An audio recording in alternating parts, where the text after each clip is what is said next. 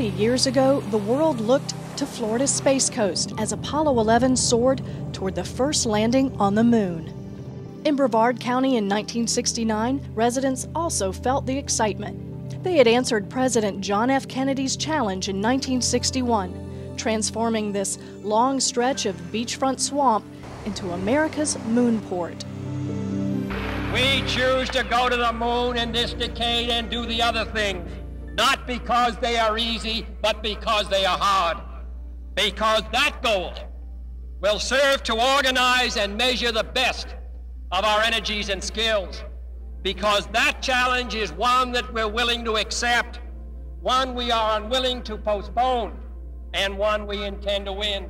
The race was on, and the missile base at Cape Canaveral saw Merritt Island's Kennedy Space Center grow up fast next door.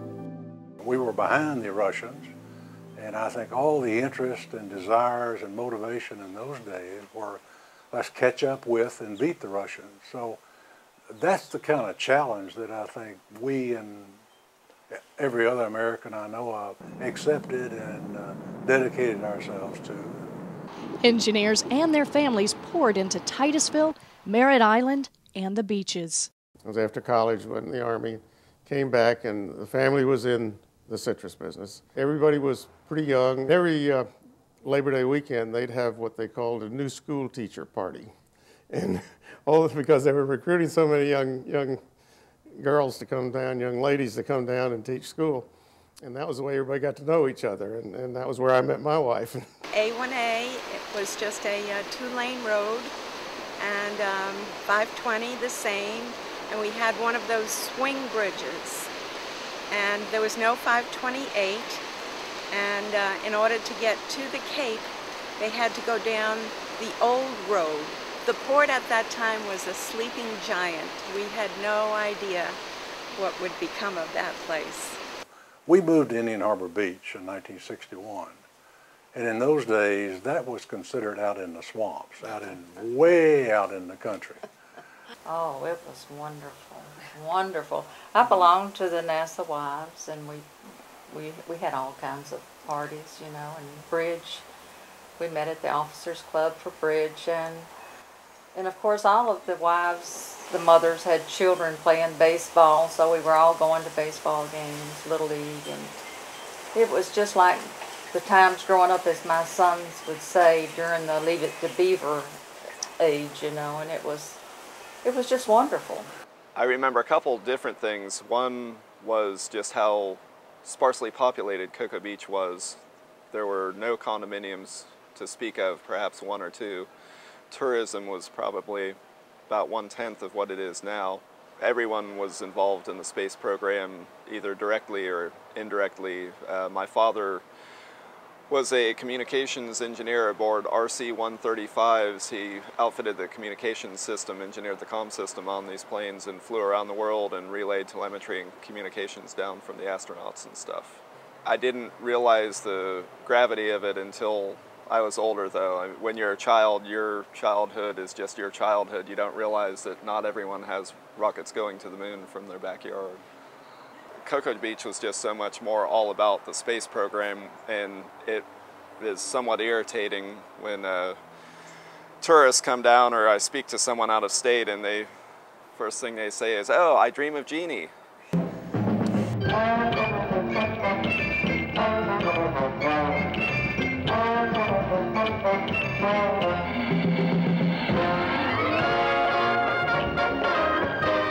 Even residents who didn't work in the Apollo program were immersed in the quest, like Buick dealer Bob Bryce, who was asked to lend cars to the astronauts' wives. But we had a lot of interesting people come to our party. We had 300 name tags, and we ran out of name tags. We would have as many as 18 astronauts at the party. All in all, I'd say that all of the astronauts that I've met were all super people, all super nice people. And for example, at the first time we went to that party, Apollo 10, we were waiting because the astronauts were late. We found out that on the way to the thing in the hotel, they stopped. There was a boy in there who was sick. Melbourne's Charlotte Newman, whose husband was a security guard at the Cape, kept a diary of every launch she saw from her backyard. From the window, like you see in my book, I saw them all. And at that time, nobody was allowed to tell anything about what was going on. He wasn't allowed to come home and tell me there was going to be a missile going or a shot. Optimism and opportunity were everywhere. I bought the Orange Julius franchise in Miracle City Mall, which is what brought me to Titusville. And I opened up the Orange Julius the latter part of 1968 and operated it myself for several years, and I leased it to the Kerfman family, and it is still there. When I saw the first prospectus on Titusville and Miracle City Mall, which wasn't open at the time, that was probably early or mid-1968, they were proclaiming Titusville as the Miracle City. It was the fastest growing community in the United States per capita. We'd grown from like 5,000 people to 38,000 people in a decade, and hence the name Miracle City Mall. And so it was very exciting, including the prospective information that was on the form that said the population of Titusville was going to be 70,000 by 1970. Unfortunately, did not work out that way. During all that time, it was wide open. This town was wide open. The Australian pine trees were towering and lining the highways everywhere. The overall population was a younger generation of people then, it seemed. But back then, the laws were few. Business was thriving. There was a very lax, loose attitude in Cocoa Beach. The policemen were actually friends and neighbors. I was born and raised in Miami, and I came here when I was 14 years old. It wasn't until I moved out onto Cocoa Beach alone and single that I got really into the space thing. It really provided a lot of business for me. Merritt Square Mall wasn't there. Ron John's was.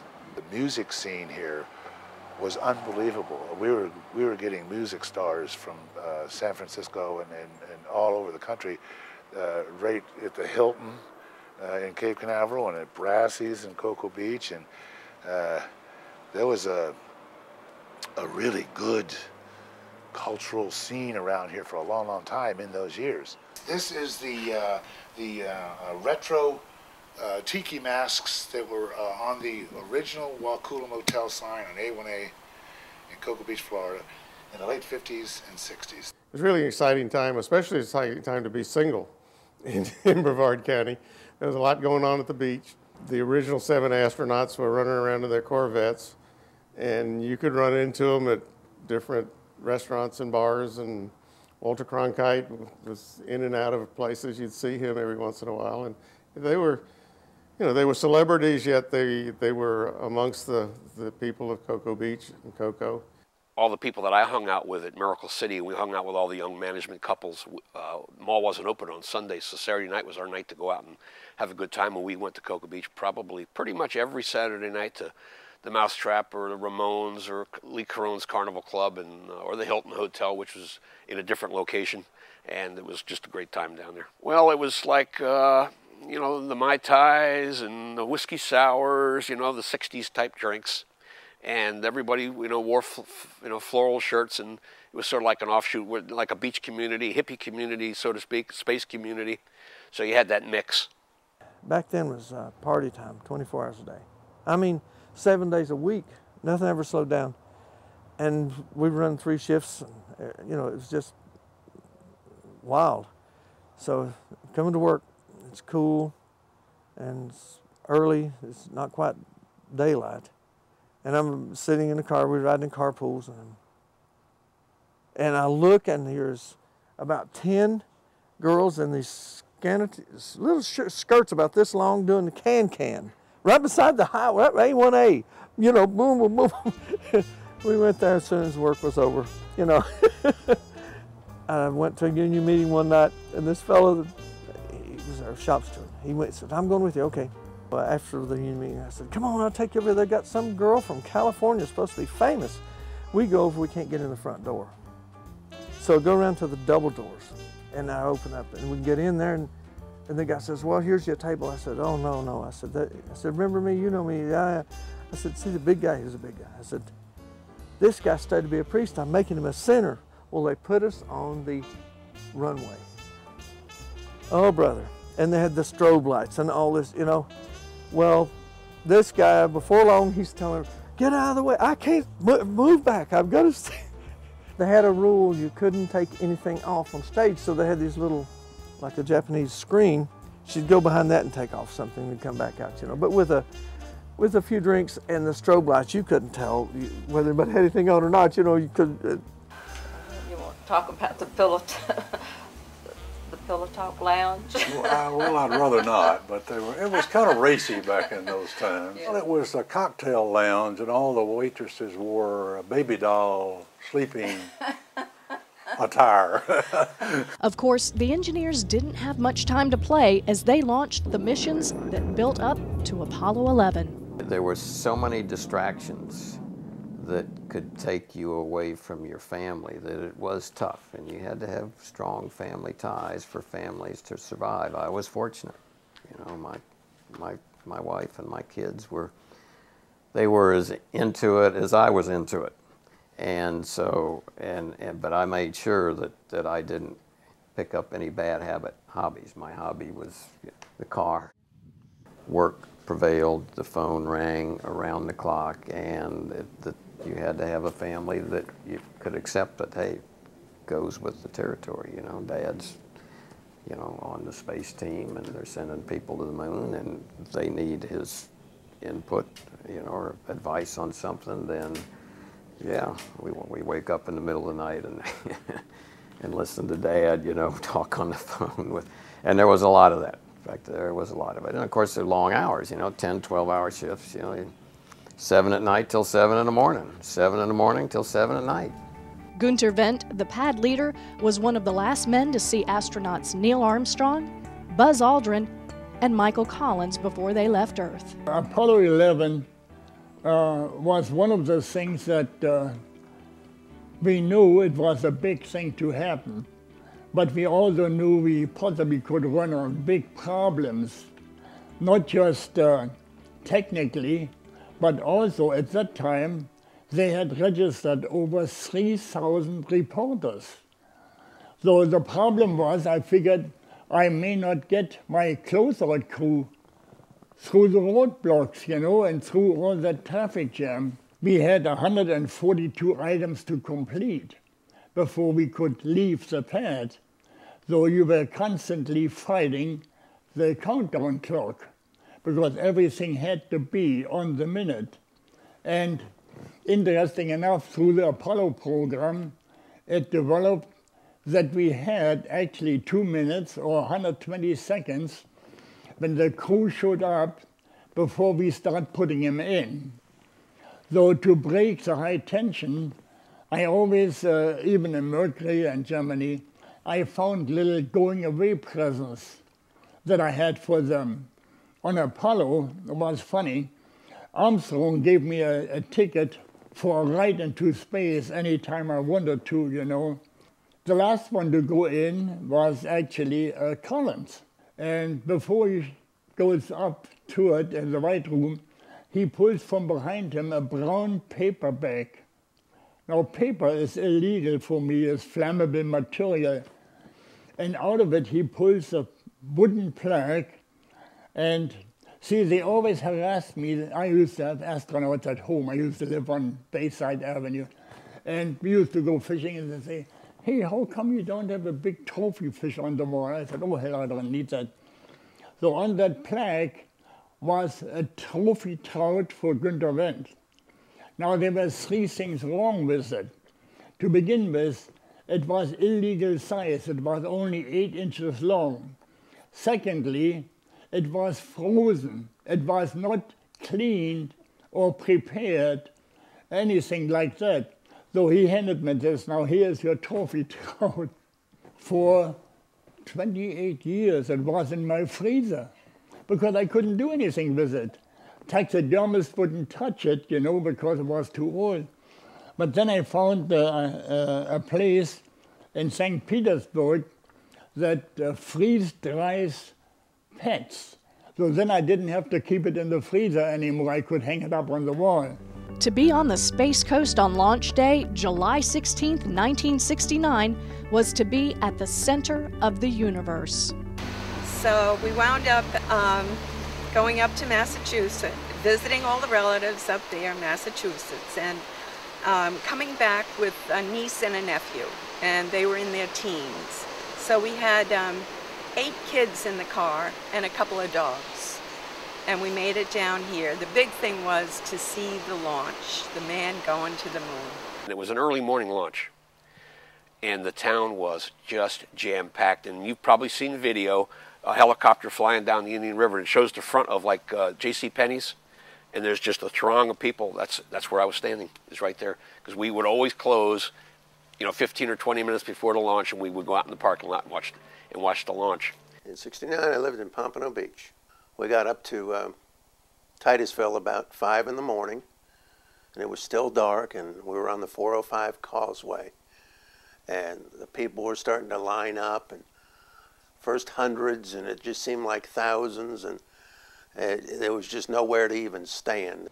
And those of us that were not part of the launch team that day were advised to stay home. Up to that point in time, I had been in the control room for all the previous Apollo launches. And I was looking forward to seeing a launch from outside. The countdown rolled toward a 9:32 a.m. launch. We put, the kid, the stroller in the car, a couple of snacks, for the baby, and headed off. When we got halfway to the river and had to park the car in the side streets of Titusville because nothing was moving. It was just absolute gridlock. So, get the kid in the stroller, we walked the rest of the way. US 1 at that time was a 4-lane highway through Titusville downtown with a little median in it. There was traffic on all 4 lanes, stopped, and people weren't honking their horns or trying to get through. They were sitting on the hood to the top of the car. By now it's 15 minutes before the launch. And they're just, everybody, and there's pup tents pitched in the median of US 1. I got this bright idea. I said, hey guys, let's paddle out to the rocket on our boards. Back in those days, boards were big.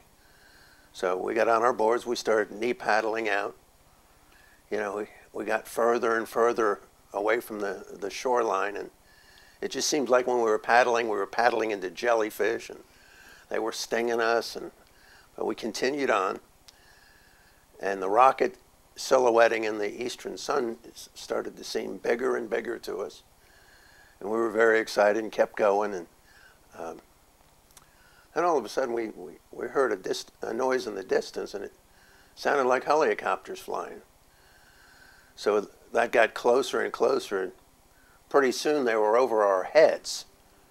And then they started circling us and warning us to get out of the area. It's a forbidden space area. We had to leave, and so we turned around and got back to the shoreline. Now by this time, it was daybreak, and for all your eye could see, there was people. This crowd was going crazy and cheering, and this thing was standing massive. I mean, it was 15, 16 stories high, and I remember thinking, how in the world is this building ever going to get off the ground? As the countdown proceeded and they got down to like the last 20 or 25, 30 seconds, it would be complete silence, and everybody would just watch. And they would join the countdown when it got to the 10, and everybody 10, 9, 8, and then you would hear this, you'd see this incredible ball of fire, and then you hear the rocket would come out of that misty, cloudy smoke, and off it went. It was like incredible. 6.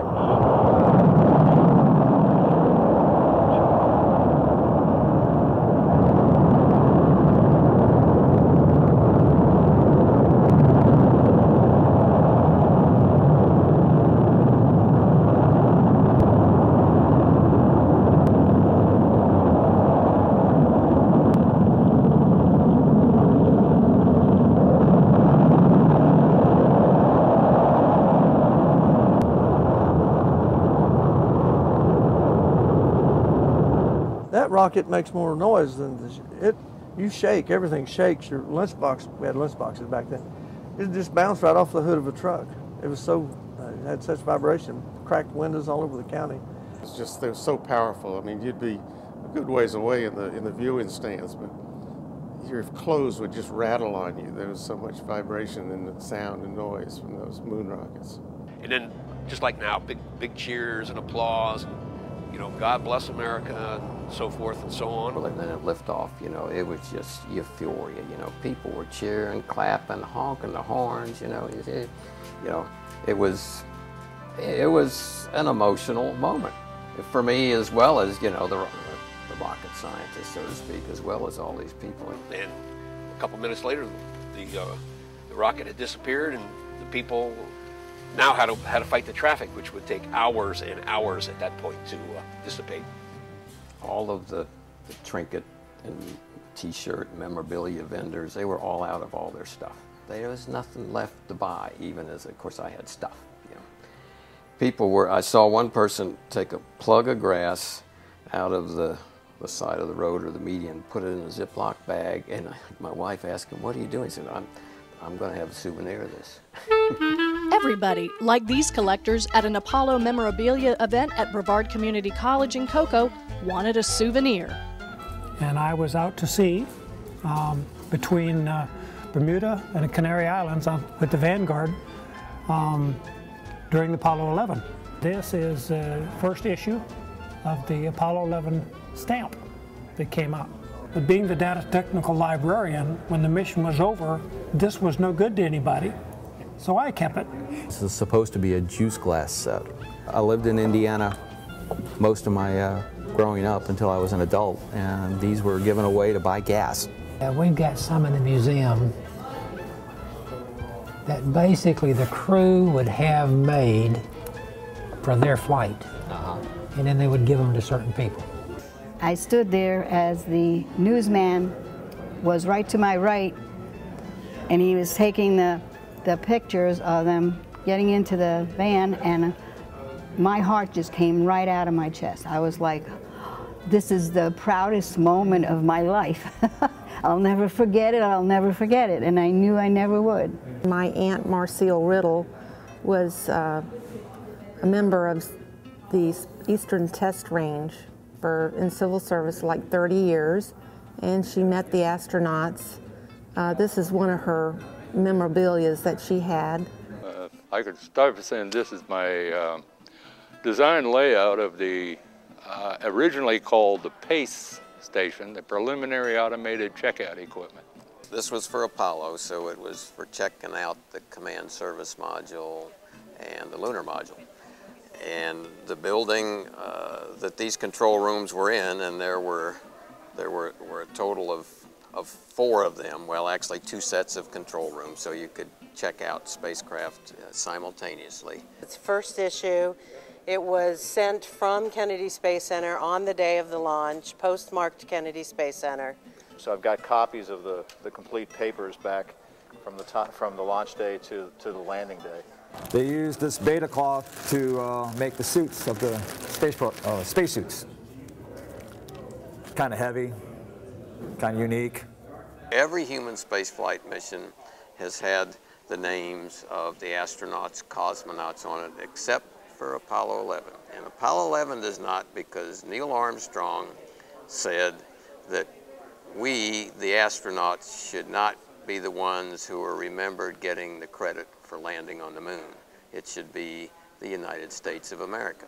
So they together, and I imagine it was with his leadership, said we're going to put the eagle on there, you know, United States, signal of strength. We're going to put the olive branch in the eagle's claws because the message that we came in peace. We're going to put the earth on there to remember that we came from the earth, and half of it is always in darkness. As Apollo 11 made its way to the moon, Today newspaper helped build anticipation with front page stories.